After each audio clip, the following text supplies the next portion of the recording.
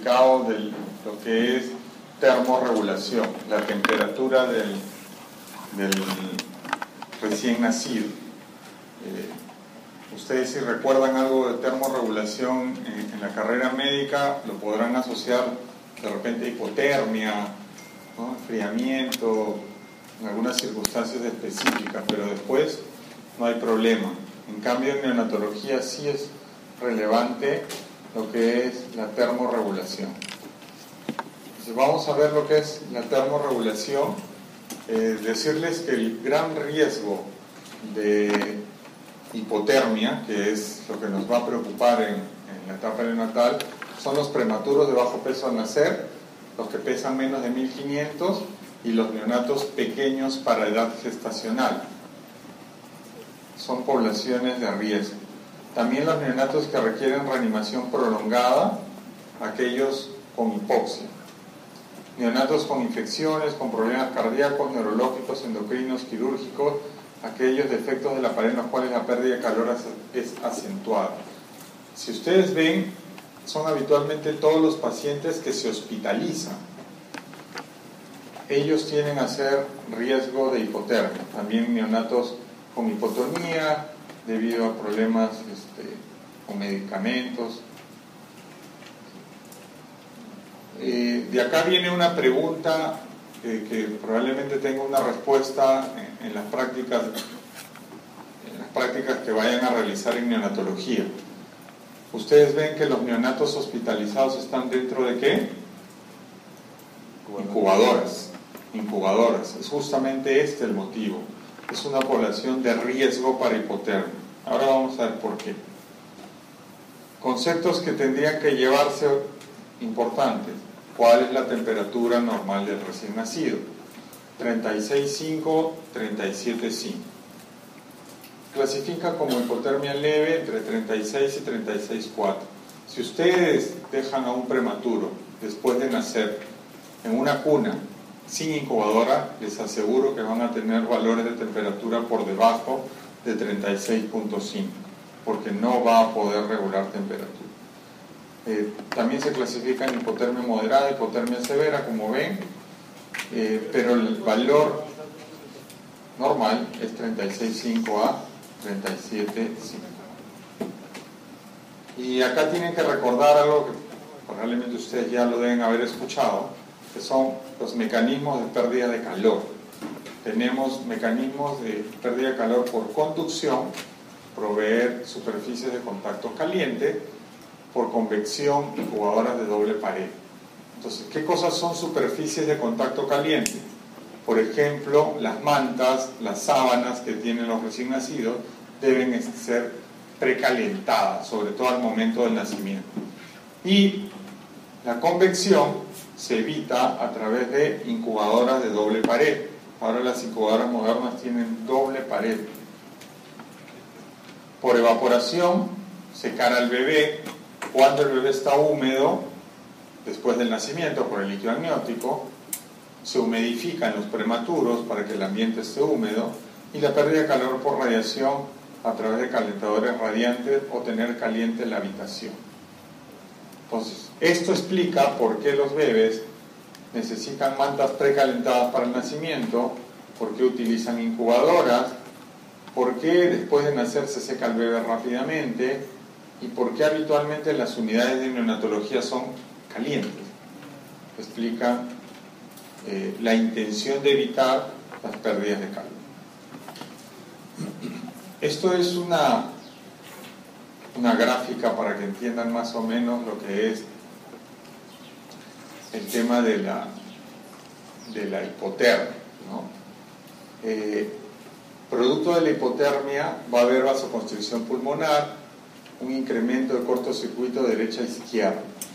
¿Qué cosa va a hacer el recién nacido para ello?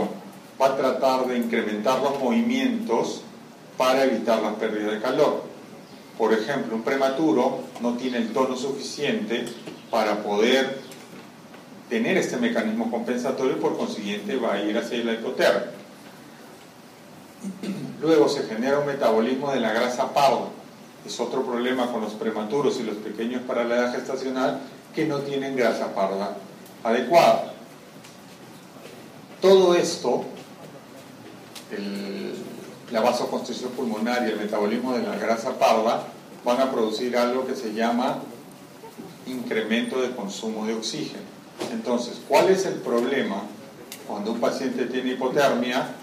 Que va a generarse más hipoxia, más consumo de oxígeno. La hipotermia es fundamental al momento del nacimiento. Cuando el recién nacido viene a la vida, nosotros estamos muy preocupados de la hipotermia, porque si ese bebé nace deprimido, con falta de oxígeno y tiene hipotermia, se va a agravar la falta de oxígeno, porque hay mayor consumo de oxígeno. Entonces es fundamental entender el tema de la hipotermia en el momento del nacimiento. Pero no solo es en el momento del nacimiento, también es posteriormente, ¿no? Porque este incremento de consumo de oxígeno puede generar hipoglicemia y hipoxia, que por ejemplo en el momento del nacer en la asfixia también se da. Entonces va a haber hipoxemia, asfixia, hipoglicemia, que son daños que van a afectar el cerebro del recién nacido.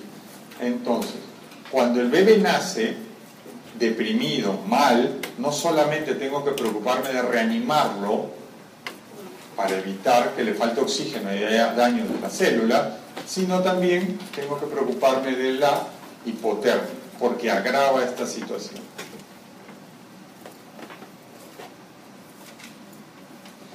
Entonces, nuevamente, hipoxemia, hipoxia, y ya saben ustedes que eso genera anaerobiosis, incremento de ácido láctico, cae el pH y se incrementa la morbilidad o la muerte. No solamente por hipotermia, sino también por, si es que se da el caso, por la asfixia per se, por algún daño o problema que haya tenido ese niño, ¿no? Entonces, esto explicaría igual en los adultos, ¿no? En esa película Titanic, donde todos están hipotérmicos, la muerte se da no porque tragan agua, ¿no? Sino por el frío. La hipotermia produce consumo de oxígeno. Entonces, fundamental para el recién nacido, luego que hacemos la atención inmediata, vigilar hipotermia. Y ya les dije, si además es prematuro, peor, porque el prematuro incrementa el riesgo de hipotermia porque tiene menos tejido graso, porque tiene menos grasa parda, porque los movimientos de flexión compensatorios están limitados, igual el pequeño para la edad gestacional, ¿no?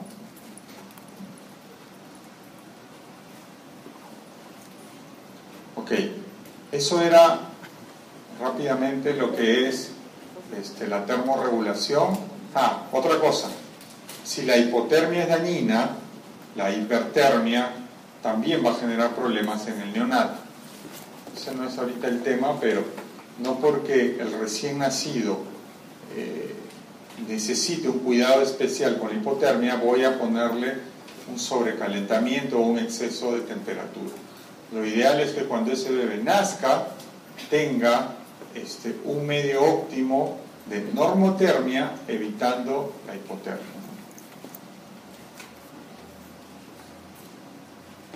Vamos a ver lo que es transporte. Cuando uno dice transporte neonatal, dice, qué aburrido, ¿no? Poner a un bebé en una incubadora y ingresarlo a una ambulancia y llevarlo a otro lado. ¿Sí? ¿Qué clase tenemos que hacer de ello? Pero no es así. Cuando uno ya trabaja en un hospital, en el caso mío, en el Hospital Loaiza, donde recibimos muchas referencias, recién entiendo que esto es importante para ustedes, que en algún momento van a proveer, entre comillas, de pacientes al hospital. Ayer, voy a poner un ejemplo rapidito, hoy, a las 3 de la mañana llegó una transferencia de Satipo, ¿correcto? Esa transferencia viene 12 horas de camino y llega a las 3 de la mañana, un horario bastante oportuno para llegar. Entonces ustedes dirán, pobrecito doctor, ya pues sí, el tráfico, la congestión y esto, vienen de lejos, ¿no? A las 3 de la mañana ese bebé necesitaba una vía central. O sea, que alguien le coloque una vía central. A las 3 de la mañana, el personal de enfermería que se encarga de la colocación de un catéter percutáneo está en condiciones óptimas como para colocar un catéter adecuadamente o no. Están de sueño. Y es lógico, ¿no? Se supone que es un horario para ver emergencias, no para hacer procedimientos. Si hay procedimientos hay que hacerlos, ¿no? Pero no es el mejor momento. Si yo tengo que programar esa referencia, tendría que prever que ese bebé nazca en un horario, que ese bebé llegue en un horario adecuado, ¿no? Entonces, son detalles que uno dice, ya, pues doctor, pero para eso está, para que hagan su guardia. No, porque si fuese su hijo, ahí sí quisieran que llegue de repente a 3, 4 de la tarde en que todos estamos activos al 100% para poder ofrecerle algo a ese bebé. Entonces, miren cómo un detalle, entre comillas, tan tonto puede repercutir en beneficio o en contra del bebé. Yo estoy seguro que si hacemos un trabajo de investigación comparando el porcentaje de procedimientos frustros en la mañana y en la noche, estoy segurísimo que obtenemos diferencia en los procedimientos de la mañana. O sea, yo se lo digo, a mí me ha pasado un montón de veces. Cuando uno cateteriza en la mañana los vasos umbilicales, insisto, pero si es en la noche y no te sale, dices ya no insistas, ¿no? Entonces, tiene mucho que ver entonces detalles. Estas son las normas técnicas del sistema de referencia para que vean la relevancia de lo que es el transporte. Hay un sistema nacional de referencia y contrarreferencia que intenta tener un conjunto ordenado y uniformizado de procesos que permiten articular la atención del usuario. Les voy a poner otro ejemplo.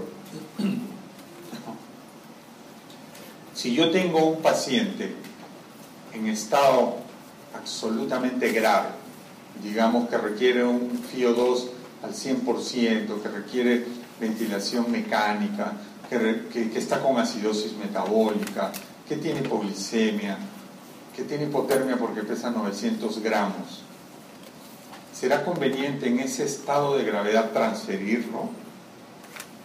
No, es mejor intentar estabilizarlo en el sitio donde esté para poder referir. Yo sé que van a decir, doctor, pero en el sitio donde está, de repente es un centro de salud y no hay condiciones para referir.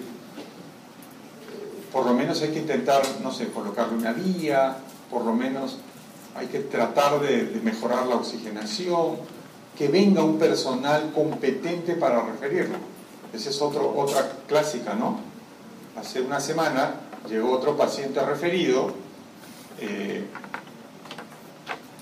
insistentemente pedían la referencia, llega con una enfermera, era un neonato prematuro, con una enfermera que les aseguro que no sabe intubar y no sabe hacer reanimación neonatal.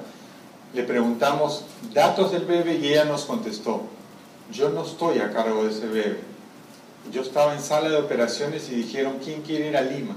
Y yo subí, ¿no? Venía en avión de provincia y a la pobre la mandaron, Yurimaguas, ya me acuerdo, vino Yurimaguas, y a la pobre la mandaron. Entonces, la función de quien trae a un bebé es poder atenderlo, no es que sea su compañía o que le cante en el viaje. Entonces, miren esos detalles que se dan día a día, y si así les cuento, es increíble. Otra que pasó hace años, llega un interno, ustedes van a ser internos, los mandaron con la referencia, venía de Barranca, y ese paciente necesitaba apoyo ventilatorio, tenía que bolsearlo, darle ventilación a presión positiva, y él ha venido todo el camino bolseando. Cuando llega, entrega al bebé, ¿y qué creen? El bebé estaba muerto. O sea, este interno, el tubo se le había salido y él había bolseado todo el camino asumiendo que estaba ventilando a alguien vivo cuando ya había fallecido. Entonces, ¿por qué? Porque él no tiene la capacidad de poder manejar a un bebé que estas condiciones, que tiene que venir con un monitor y todas esas cosas. Entonces, son detalles importantes y lamentablemente para ustedes, en 2 años, ¿no?, cuando estén en Serum, van a tener que afrontar. Y esto tiene mucho que ver con condiciones, ¿no? Este es más o menos la distribución de la de los porcentajes de referencia, y miren, los neonatos no estamos tan abajo, 7%, y es el grupo solo del primer mes de vida, o sea, se refiere mucho a neonatos, ¿no? Pero en general se refiere a todos los pacientes. Existe el SAMU, que es el Sistema de Atención Móvil de Urgencia. Deben haber visto unas ambulancias que dicen SAMU, ¿no? Ahora ya saben qué significa. Sistema de Atención Móvil de Urgencia. El transporte neonatal debe ser asistido, debe ser coordinado. Eso también nos ha pasado muchas veces, ¿no? Llega el paciente en una ambulancia y lo mandaron porque lo mandaron. Nadie coordinó, nadie tuvo al personal o el equipamiento necesario para recibir a este bebé.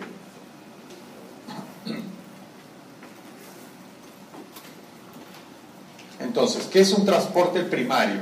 Es el traslado que se realiza desde el foco hasta un centro de atención inicial. Y el transporte secundario es el traslado que se realiza de un centro asistencial hasta otro con el fin de completar o complementar el proceso de atención definitiva. Entonces, esto es cuando se da el primario, ¿no? Desde, digamos, un restaurante que alguien se pone mal y de ahí se transfiere a un hospital. Y este de aquí es cuando esa persona va a un centro y de ese centro ya va a otro hospital, ¿no? Viene de hospital a hospital o de un centro de salud a un hospital. Los recién nacidos de muy bajo peso al nacer tienen alto riesgo de dificultad respiratoria. Entonces, este es un punto clave en transporte neonatal. Los prematuros, los pacientes de riesgo, deberían nacer en un hospital o clínica que tenga UCI neonatal. Ese es otro concepto también muchas veces en los pacientes, ¿no? ¿Dónde se va a atender tu bebé? En la clínica X. ¿Y qué tiene? Televisor LCD de 52 pulgadas, aire acondicionado, tengo frigobar y tengo alfombra. ¿Tiene UCI neonatal? No sé, eso no me importa. No, ese es lo primero. No importa que de repente esté medio hacinado. Hay muchos médicos que sus hijos nacen, me incluyo, en el hospital. ¿Por qué? Porque garantizamos de que tenga una UCI neonatal y una UCI para adultos, ¿no? Por si la gestante necesita. Eso es más importante que las condiciones de comodidad, entre comillas. Entonces, este es un trabajo donde se habla que los bebés con dificultad respiratoria tienen mejores resultados si nacen en una UCI neonatal. Pero miren, en Estados Unidos, cerca del 30% nacen fuera de estos hospitales. O sea, no solo es en el Perú, en Estados Unidos también. No hay capacidad para tener UCI neonatales en todos lados.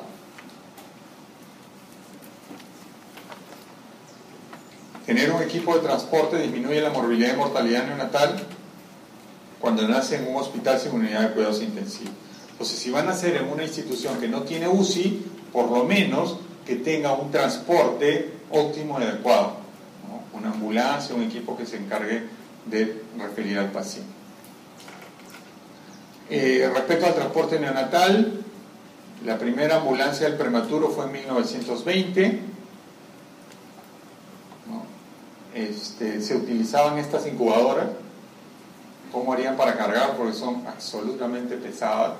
Ahora las incubadoras, ustedes ven, tienen otras características. Miren cómo ha evolucionado. Antes se usaba esto como incubadora para transportar. Miren, esta era la incubadora. Acá hay un maniquí.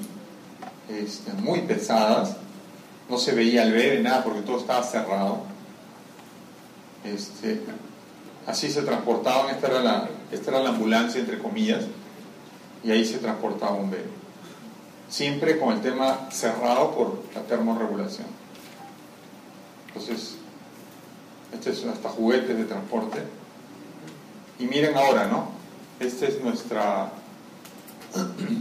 realidad. Esto es una incubadora de transporte que tiene un ventilador mecánico, que tiene aire comprimido, que tiene óxido nítrico, monitores, espectacular, ¿no? La idea es transportarlo así y miren, hasta esto, ¿no? Es una mochila incubadora, ¿no? Va evolucionando, vamos evolucionando con el modernismo, pero la idea es que se produzca un adecuado transporte neonatal. Entonces hay que coordinar con el hospital de referencia, tener el equipo necesario, el personal necesario, asumir responsabilidades, ¿no?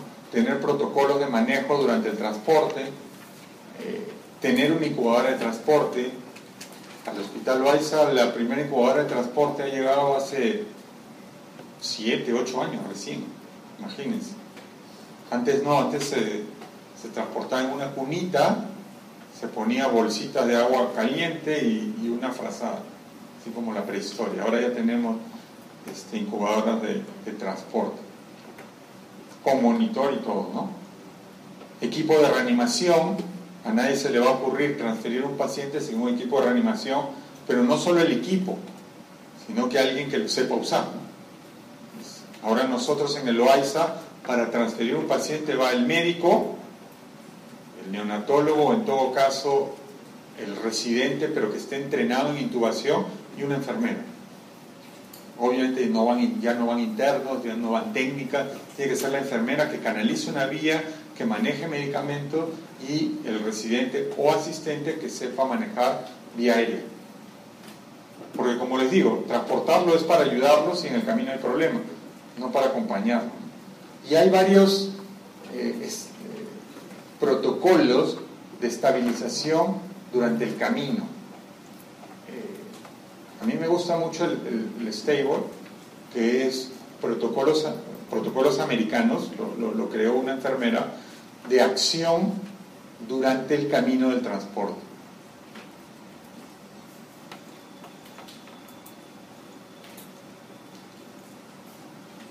Entonces hay que cumplir los procedimientos pensando en el recién nacido. Creo que después está. A ver, esto por ejemplo es un test que se creó para ver si el paciente estaba en condiciones de trasladarse. Dice, una puntuación inferior a 8 contraindica el traslado. ¿Eso qué quiere decir? Si el paciente está grave, ¿para qué lo voy a transferir? Para incrementarle la probabilidad de muerte, nada más. No tiene sentido. Pues cuando el paciente esté muy grave, a veces es mejor esperar y de repente, Dios quiera, se pueda estabilizar, a veces sin hacer mucho.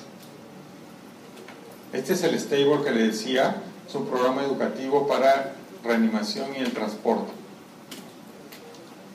Son hechas en medicina basada en la evidencia.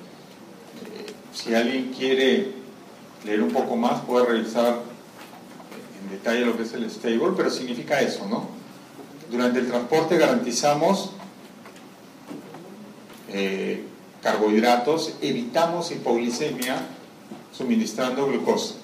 Tiene que estar con una vía, con su dextrosa, B y G. Temperatura, ya les dije, evitamos hipotermia. Tiene que estar en un ambiente caliente, óptimo. Garantizamos vía aérea. Necesitamos un balón de oxígeno, colocamos una cánula, cipa, ventilador, lo que necesite. Una presión arterial óptima. Estar con un monitor para medir la presión arterial. Exámenes de laboratorio, un hemoglucotés, un hematocrito, si hubiese alguna dificultad, algún examen rápido podría requerir, o tener exámenes basales para saber en qué condiciones se traslada, y le agregan el apoyo emocional, ¿no? Porque si trasladamos a un neonato, ¿lo vamos a trasladar solito? No, tiene que estar al lado del papá o la mamá siempre, ¿no? Y no se les vaya a ocurrir a ustedes trasladar al bebé solo, porque los pueden acusar de que están raptando a un menor. Entonces, siempre se debe garantizar que haya un familiar. Es muy diferente al adulto, que él firma y lleve, pero acá no.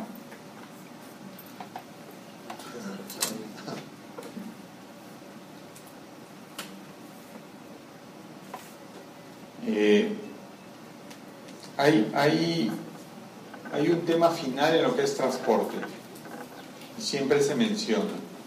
En recién nacidos, la mejor manera de transportar a un recién nacido es dentro del útero de la madre.